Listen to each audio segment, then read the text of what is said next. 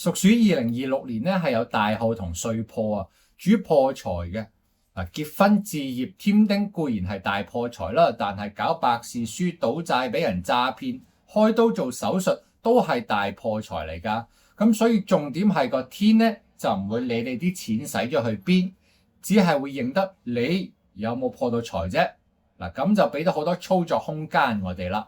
你可以選擇去擺酒啦、擺大壽啦、新鋪開張、新居入伙，甚至買一啲平時唔捨得買嘅嘢，通過持續主動去破財應業嘅，咁就避免咗一啲負面嘅破財事發生啦。嗱，一起擋三災，橫掂啲錢唔使都會冇咗啦，不如使喺自己嗰度啦。事業方面嘅變動情況有失業、轉工、調職、升職呢幾種情況嘅。咁當然升職係最好啦，但係如果條件唔容許嘅話，你可以喺返工嘅地方擺一件紫水晶洞，通過改變磁場化解沖太歲嘅不穩定性嘅。而愛情方面，單身嘅朋友有新關係出現，而拍緊拖嘅朋友今年唔結就好大機會會散，而結咗婚嘅朋友今年嘈交都嘈多咗，影響感情啊。